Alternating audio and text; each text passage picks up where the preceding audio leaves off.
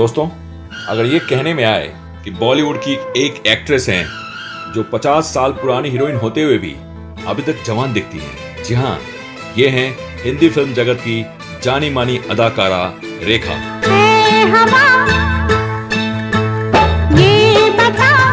खूबसूरत, डैशिंग और जबरदस्त अदाकारी की मल्लिका रेखा के बारे में आज हम ढेर सारी बातें करेंगे। इससे पहले आप हमारे चैनल को सब्सक्राइब जरूर कर लीजिएगा, बेल आइकॉन का बटन दबा दीजिएगा और वीडियो पसंद आए तो लाइक, शेयर और हमें कमेंट करना नहीं भूलेंगे।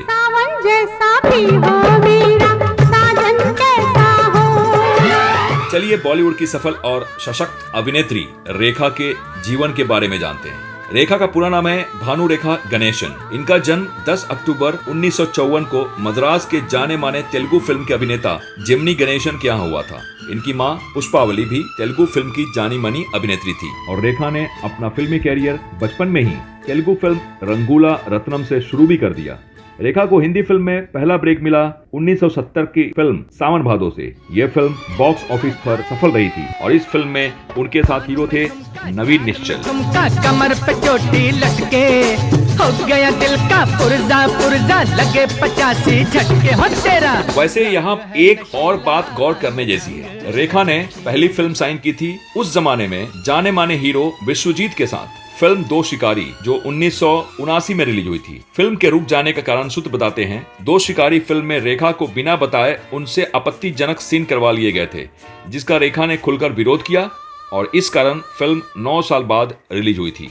दोस्तों, हिंदी फिल्मों में कदम रखते ही 70 से 80 के दशक में रेखा की 30 से भी ज्यादा फिल्में रिलीज हुई, जैसे जमीन आसमान, सजा, एक बेचारा, अनोखी अदा, दुनिया का मेला, दो आंखें, दफा 302, आक्रमण, नागिन, संतान, फरिश्ता या कातिल, चक्कर पे चक्कर, आपकी खातिर, एक ही रास्ता, ईमान धर्म, अलाप, कर्मयोगी, आखिरी डाकू, घर, मुकाबला, कर्तव्य, अहिंसा, प्रेम बंधन, जुदाई, राम बलराम, जल महल, काली घटा और खूबसूरत।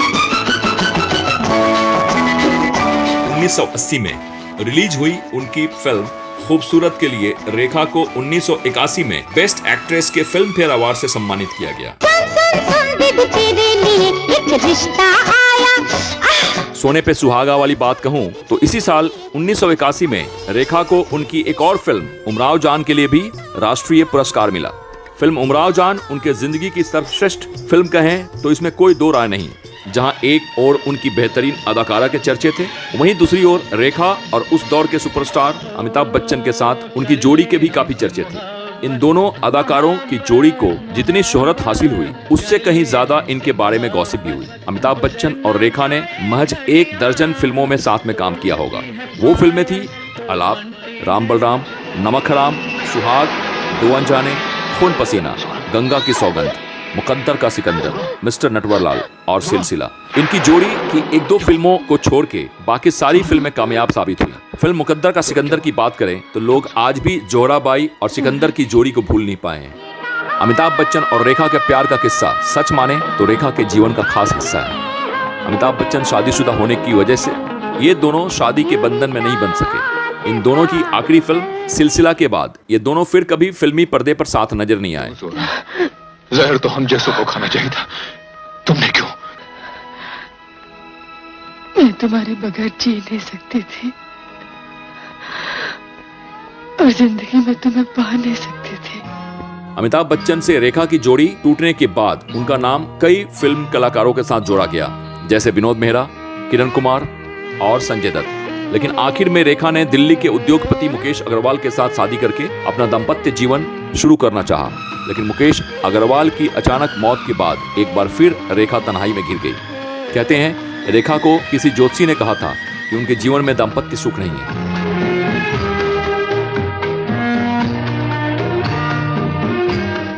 दोस्तों, भले रेखा के जीवन में दाम्पत्य सुख की कमी रही हो, लेकिन हिंदी फिल्म जगत के लोगों में और आवाम के दिलों में उनकी जगह आज भी विराजमान है। उसका जीता जागता उदाहरण है 80 से 90 के दशक में रेखा ने अपने पहाड़ जैसे गम को भुलाकर तकरीबन 25 से भी ज्यादा फिल्में दी, जैसे खून और पानी, कलयुग, साजन की सहेली, चेहरे पे चेहरा, दासी, दीदारे यार, विजेता, अपना बना लो, मेहंदी रंग लाएगी, रास्ते प्यार के, अगर तुम ना होते, माटी मांगे खून, आशा ज्योति, निशान, फासले, झूठी, राम तेरे कितने नाम, मुसाफिर, प्यार की जीत, सौतन की बेटी, बहुरानी, यह आग का पूछेगी, अमीरी गरीबी और फूल बने अंगारे। 90 से 2015 तक की बात कहें तो रेखा की 15 फिल्में रिलीज हुई, जैसे इंसाफ की देवी, गीतांजलि, खिलाड़ियों के खिलाड़ी, आस्था, मदर, भूत, कोई मिल गया, परिणीता, क्रिश, कुड़ियों का है जमाना, यात्रा, ओम शांति ओम, सदियां, क्रिश 3, सुपर नानी और समिताभ। कहा जाता है कि फिल्मों में हीरो के कैरियर के लिए कोई साल तय नहीं होता, लेकिन हीरोइन मात्र 5 से 10 सालों तक फिल्मों में चल पाती हैं। लेकिन रेखा 70 के साल में फिल्मों में आने के बाद 2015 तक सक्रिय रहीं, यानी 35 साल तक उन्होंने अपने चाहने वालों के दिलों में अपनी जगह बनाकर रखी है। रेखा ने सिनेमा में अभिनय के अलावा अपने सामाजिक सरोकारों को भी निभाया और सांसद भी बनी। 2012 में रेखा को राज्यसभा सदस्य चुना गया। मौजूदा सरकार ने रेखा को उपभोक्ता मामलों और नागरिक आपूर्ति विभाग की अस्थायी समिति में सदस्य नियुक्त किया और उसके बाद रेखा ने 6 साल का कार्यकाल पूरा किया।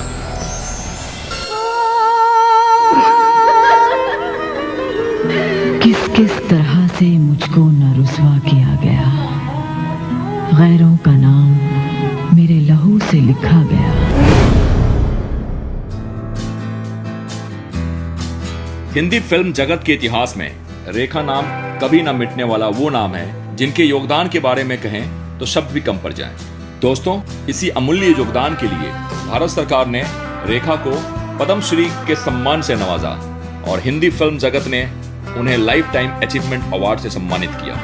रेखा की लंबी उम्र की कामना करते हुए मैं आपसे इजाजत लेता हूं।